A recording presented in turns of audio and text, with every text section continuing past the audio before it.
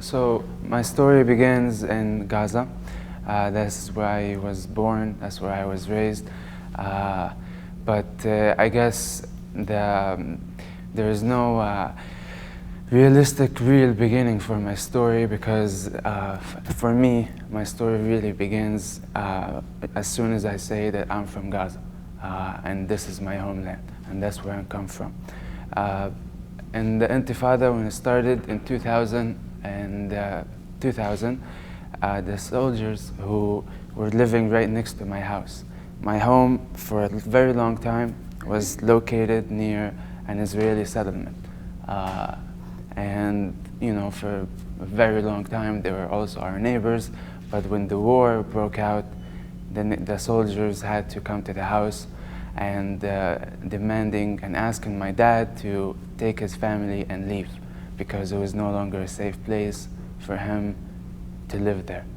My father, he's also another great figure in my life. He dedicated his whole life to teaching me and my brothers about how is it possible to coexist with the Israelis, with those same people that are asking him to leave the house. My father, therefore, said, no, I will not leave my home. And as a result of that, the soldiers decided to move in and live with us in the house because they did not want us to stay alone in the house. My home is 3 floors, first, second, third. And I was 11 when I was in 6th grade, 11 years old when they moved in. I was 15 when they moved out. And if you want to call it, I guess this is where my story began personally, because instead of just seeing tanks and people suffering on TV, I see it every day in my own house on a daily basis. Every night the soldiers would come down and gather the whole family, put us in the living room. And then they lock the door, sometimes for days, a week. And when it's very bad, it goes for weeks also. My freedom was taken away. Of course, I realize this now while I'm growing up, but at the time, I would never tell that this is not okay. I would never feel or actually say it out loud that this is not normal what is happening to me and my brothers. I had to ask the soldiers for permission to go to the bathroom and the kitchen. I remember bothering my father about buying me a computer, and after spending all that time just negotiating with my father to get that computer, I see the soldiers using my computer instead of me using it, because while I'm being prisoned in my own living room. And so this is one thing to deal with.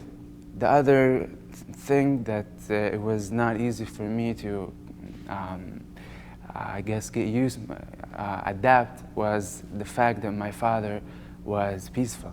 His reaction to everything that they do to us or to him was basically they are just kids, and it's terrible what they're doing, but right now as I speak about it, I find it very difficult to be angry at those soldiers who once beat up my father, only because of that reaction that he always puts on his face. And it's very, it began to be very hard to understand and analyze. But then, this is where, I guess, this is where my passion for Seeds of Peace and being involved comes from. In 2003, a group of CNN office reporters wanted to come in and visit the house. And my father told the camerawoman, you cannot go upstairs because I am not allowed to go upstairs.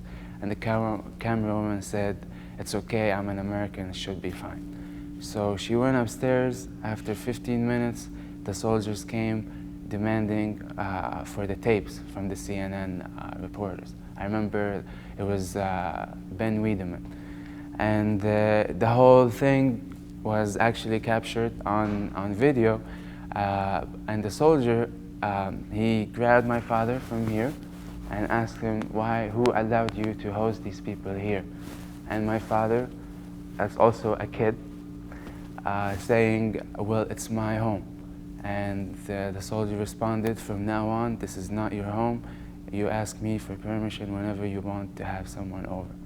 And that night, my father was shot in his bedroom. We were watching, all of us, we were watching TV. We are very much used to the crossfire. So it became very normal to read a book, do your homework, make a meal, just live your life while there's actually a war outside the window. So for us to just get up and try to see who's getting hurt and who's not, it's pointless. But this time my father came out of his bedroom asking one of us to drive him to the hospital. And he had fragments in his neck and he was just been shot by the soldiers. The next day, the CNN, the same group that was just there yesterday, they came and asked my father and said, do you still believe in peace after what happened to you? And my father, again, amazed me by responding and saying, what happened to me last night made me believe even more in peace. And I started questioning my father. How is this possible? It's not fair and all that, which is normal, I guess, to be angry when someone hurts you or attacks you. But for my father to choose not to be angry, that's not normal. So I went on, this continued, the same routine, daily routine with the soldiers in my house. They are coming, really for 5 years of my life, the only place I went to was school and my house. So home, school, school, home, and that's it. Anything else, I have to go out my way, tell my father, and my father would have to arrange it and talk to the soldiers. So it's a complicated thing to just do every day.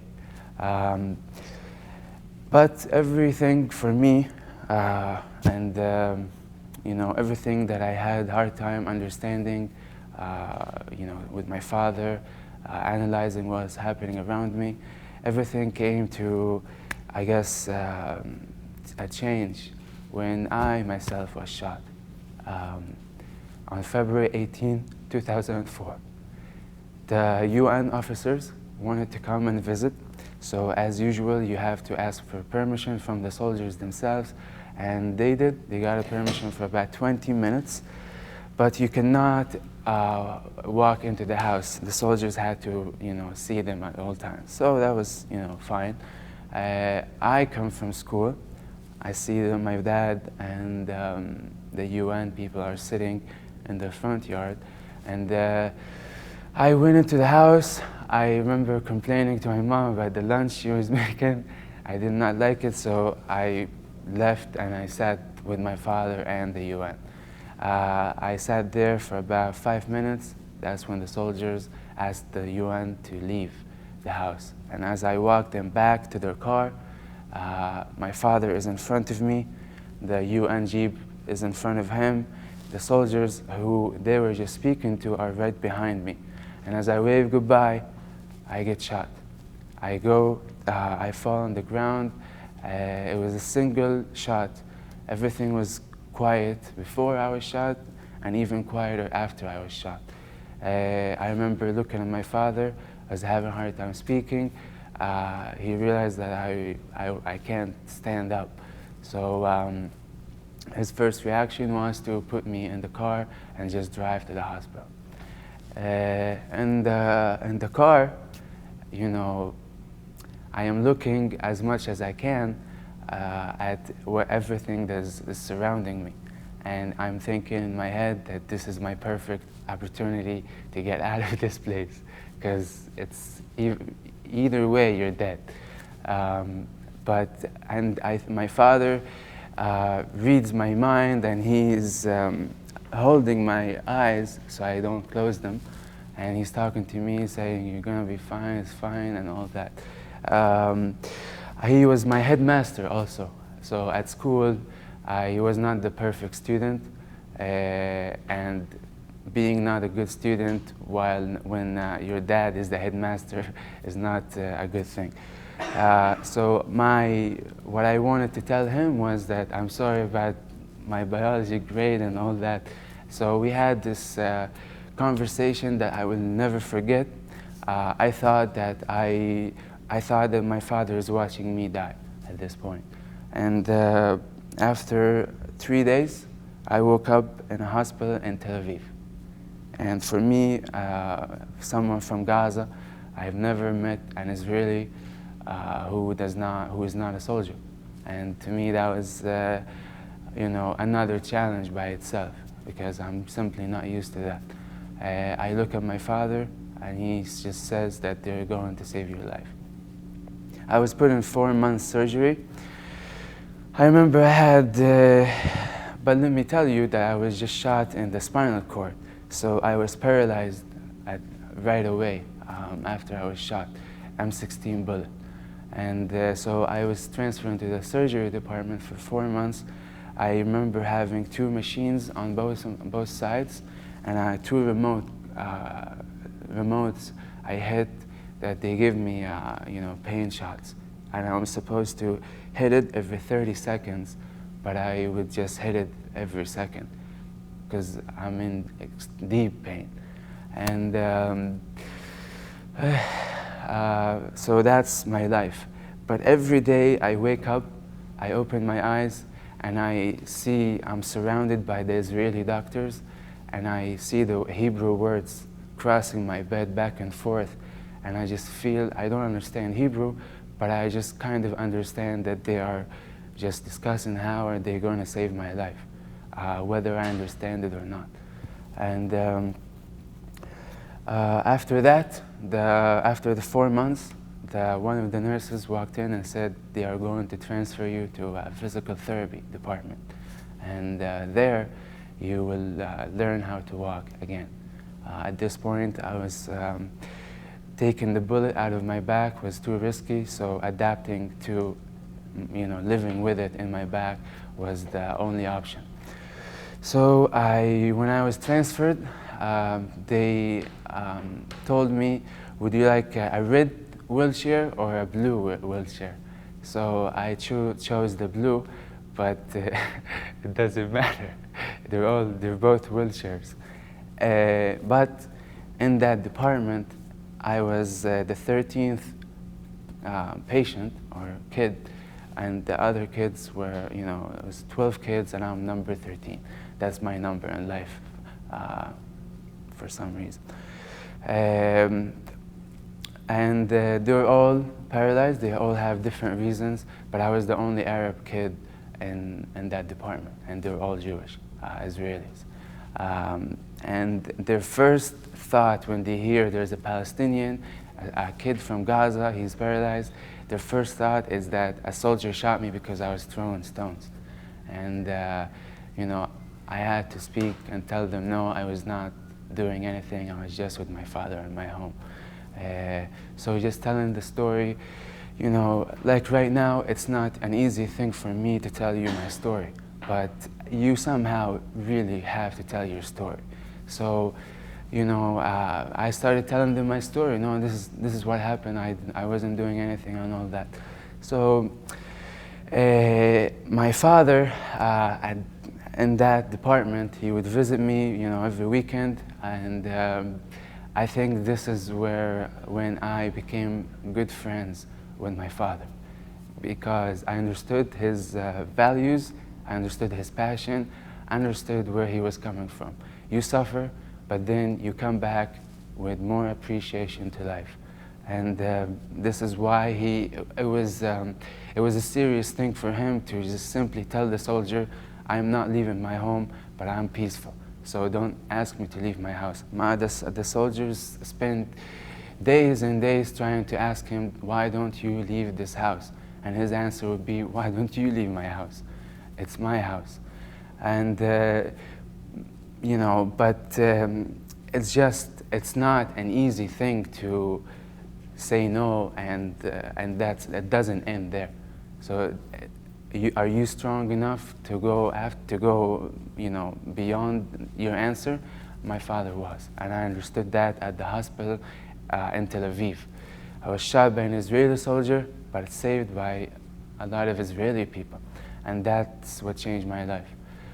After that, I left the hospital. I'm walking again, and I just needed to be somewhere where I feel that, I needed to be somewhere where I can participate and express my beliefs at this point of my life.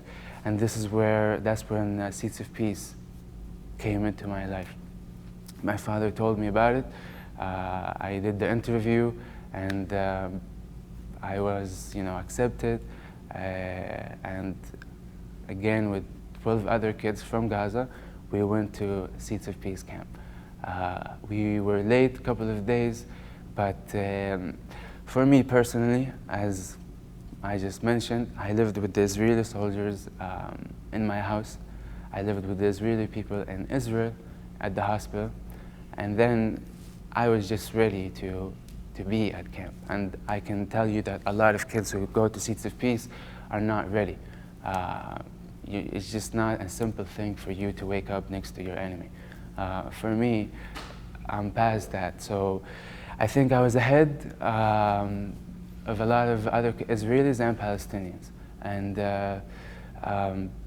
I was not able to participate in a lot of activities, sports. I just really got out of the hospital, so for me to play with them, it was not an option. But it became kind of an enjoyable mission for me to be that guy who speaks to both sides. Bobby was mentioning the Palestinians wanted to use my example to show the Israelis that, hey, we suffered because of you. But for me to show the other side my suffering is just simply pointless. I'd rather just show him that I am willing to live and move on no matter what, because I'd like him to move on, because this is more beneficial to me than anything else. Because I can spend the rest of my life talking about how much I suffered, but what is that going to do for me? So it wasn't easy to, of course, explain yourself at the camp to 100, how many Palestinian? 50 Palestinian seeds at least from the West Bank and Gaza. And in fact, not only the Palestinians, but the entire camp. Seeds, the staff, and everyone. And after that, it just became my absolute passion to spend and dedicate the rest of my life to the message of peace. In 2009, the man who taught me how to be peaceful, the man who inspired my life, the man who changed my life, passed away. So since then, I'm even more inspired to keep on. I'm going to conclude with that a lot of people say that if you're peaceful, you are not strong. And although the soldiers took over our house, my father did not hate them. My father did not allow me or give me any reason to be angry. My father gave me an opportunity to, of course, it's not normal, again, but choose to go with the not normal. You are supposed to be angry when you get shot. And a lot of Palestinians, a lot of people are very surprised. How can you do this? But it takes a risk to change yourself and change something around you. At the end of the soldiers staying in my house, the soldiers left at the house, and my father won at the end of the story. Because no matter how much we suffered, no matter how much they took away from our freedoms, but they left and we stayed. Until the day, the house is still the same in Gaza. So peace is, I can tell you, it's a very powerful thing. for me as a person to handle it and get myself used to it is not easy. So I'm not surprised when it's not easy for billions of people to not understand. But this is my dream. Thank you.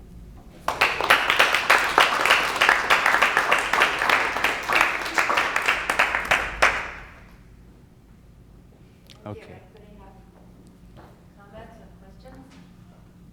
So a lot of people around you then moved out when the soldiers came? Yes. You all stayed? And they all lost their homes. They destroyed them.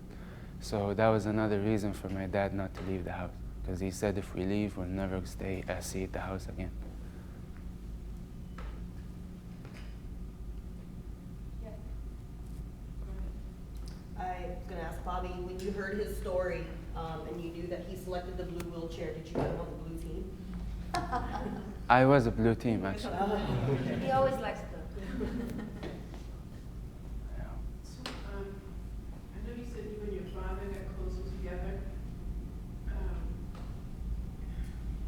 How did your father explain the peace that he had within himself, and where did he get it from? He was he taught me English. He spoke English very well. He studied English literature. So he was very knowledgeable about the other side. His parents were just regular farmers. They didn't even go to school, but he did. And he was just, he was just inspired by other people, I'm sure. But I think we've lived next to the soldiers even before the Intifada. They were there since I was born, next to my house. So he basically spent a big deal of his life, back and forth with the soldiers. Years before the Intifada started, they wanted to come and cut more of our land they needed to build the water system. So they have to dig in and put what you need to do that. I don't know what's it called. So his reaction every time they try to do this, he just brings all of his family and he throws all of us in the hole that they just dig. And the bulldozer, he says, you have to run us over and then you take more land.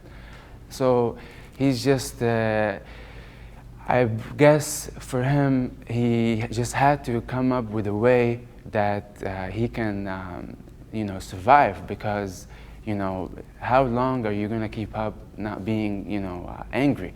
And he understood that this is what I'm going to do, and if I don't do it, I will be no one. And I think this is what he gave me.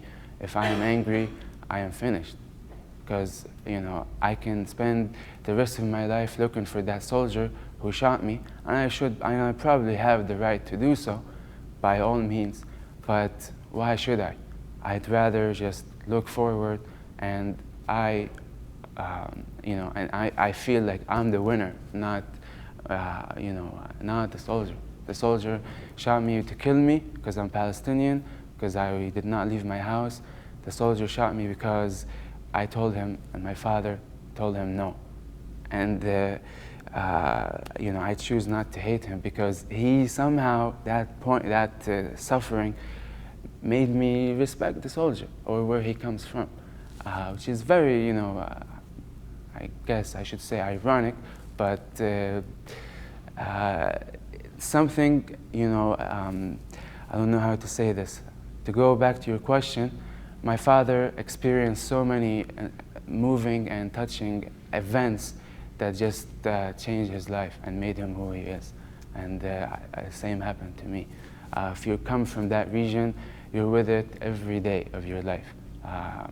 Whether it's on TV, whether it's a few feet away from you, it's everywhere. So you have to make a choice at an early age. And I think my father made that choice, and I made that choice. And other people made their own choice. Do you feel like you forgave the soldier that shot you? I forgave the Israelis. One Israeli shot me, but many Israelis saved me. But I forgive everybody. I shouldn't have been shot. The soldier was just there to do it, but why was I shot. So I forgive everybody. I forgive my father for not listening to his relatives and taking us out of the house when they told him it's not safe, you should leave. But I don't think it actually matters at some point whether if I forgive or not. It's what I learned or what I gained from that. Can you describe your mother? My mother, she's a nice woman, a beautiful mother. She is she is a very strong woman because she was the one who had to absorb it all and just do what stand by my father, and for her to see, of course, for example, she wanted to leave when the soldiers first started shooting at the house, and she was terrified, and my father said, I'm not leaving. You can all leave, but I'm gonna stay. So for us to leave and just leave my father wasn't, it was not an option. So for her, she was put in the situation where, it was a challenging life. We all wake up, we go together to school. She's left alone every day with the soldiers in the house. So she had her own, way of dealing with things. But again, if my father inspired me, he inspired my mother, my sisters, and my brothers. So just having my father made things somehow go smoothly. You're a student here now? Yes. Do you plan to go back after you graduate? What are you going to do yet? Yeah, at some point of my life, I'd like to return. That's actually what I dream of. I'd like to become a diplomat. I'd like to work for the UN. I'd like to spend my life after college learning and gaining experiences from everywhere that I can go to understand how I hope to change it, because I think over there they don't even know. They suffered and they've been in the conflict for so long. Change is a word that does not exist there.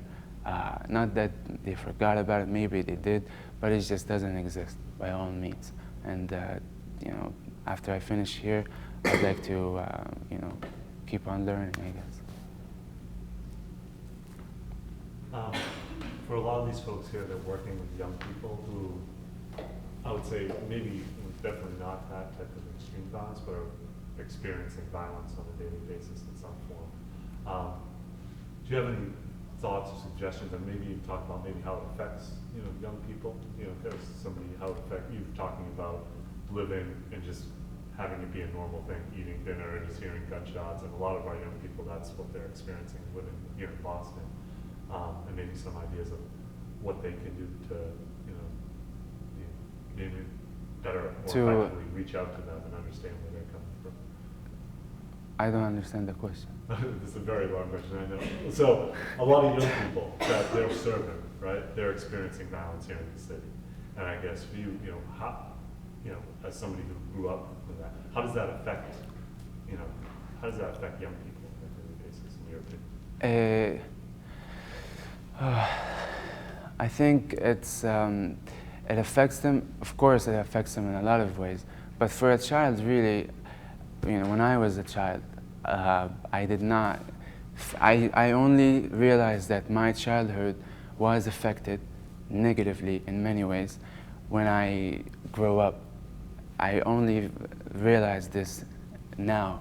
I did not realize that my childhood was really taken away when I was actually in it. So for a child, it's very hard to, just actually feel that he's being affected, or he's not safe, he's in danger, he's suffering, everything that is happening. He will quickly adapt because he's a child, and as a child, you just don't care. You don't care. So, but when I guess the question, when does it affect that child?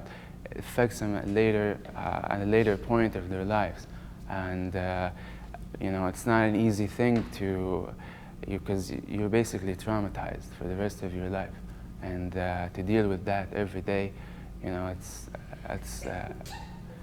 another. It's a hard job to do.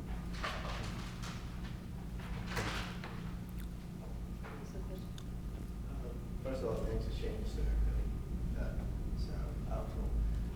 I guess from my perspective, where we sit, it sounds like your father had a really big impact on you, and it probably complemented a lot of what precedes it. Could you talk about some activities that you guys did in the program that really emphasized some of the things that your father was trying to teach you? I'll go to the dialogue session we did every day. The kids, at other seats, we sit around in a circle, and they start saying today an Israeli was killed, and the Palestinian will respond and say, well, a Palestinian was killed. So sad story from here and sad story from there, and that was the debate for every time we do the circle. They're just talking about events, not what we actually want, why are we here and all that. So, and knowing my father, my experience, for me that was from the first meeting I sat down in my group F, I said that we are here to make peace, not talk about stories, because we can probably talk about stories forever, and this is not why we're here. Other things for kids to just to accept someone and recognize that this person is going through so much because he also wants to live, and it's not an easy thing to make the Israelis understand, and that's not an easy thing to make the Palestinians understand. But for me, when I'm talking to someone in front of me, I know that I recognize him just like he recognizes me, and that builds the trust that you need to when you want to communicate with someone, and this is how friendship is made, this is how relationships are made, and this is how peace is made.